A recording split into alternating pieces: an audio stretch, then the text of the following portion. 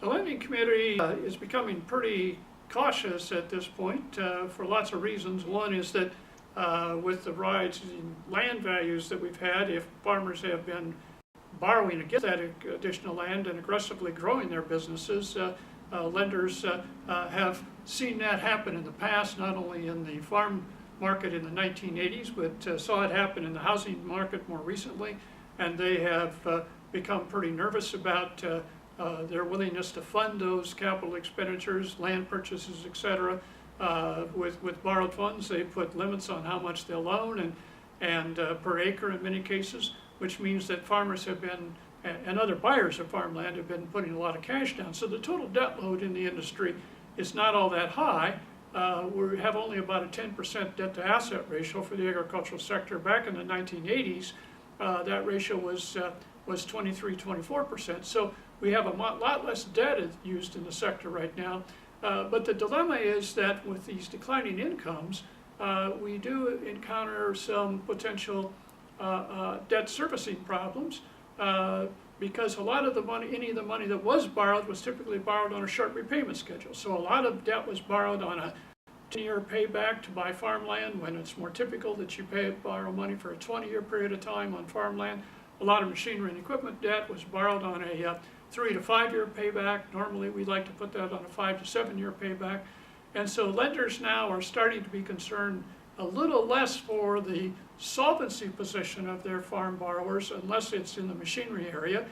Used equipment is probably going to decline much more dramatically than land values.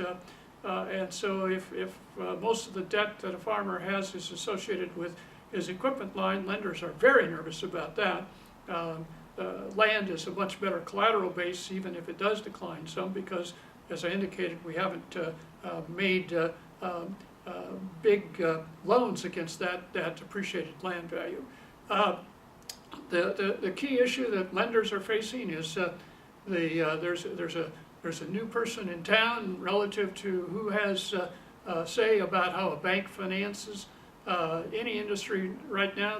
The chief risk officer in the bank is kind of in control, and the regulatory agencies are very concerned about what's happening in the agricultural sector with this downturn.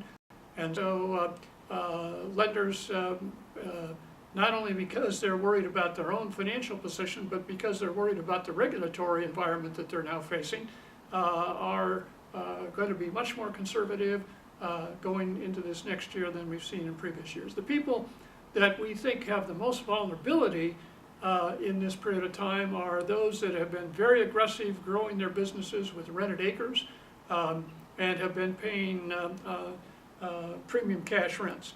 The work we've done shows that the first thing that happens when you have these economic downturns is not a deterioration, a serious deterioration in your solvency position or the total amount of debt you've got relative to your total asset base, but it's in your working capital position and in your liquidity position, and you run out of cash, and then you have to start talking to your lender about restructuring that debt to get longer repayment schedules, particularly on that machinery and equipment and on the land if you've got it. And lenders in these environments are much more hesitant to want to do that restructuring unless they see that incomes are going to recover quickly and you're going to be able to rebuild your working capital, etc. So the big issue that lenders are concerned about now are issues associated with liquidity, liquidity, working capital, cash positions, etc.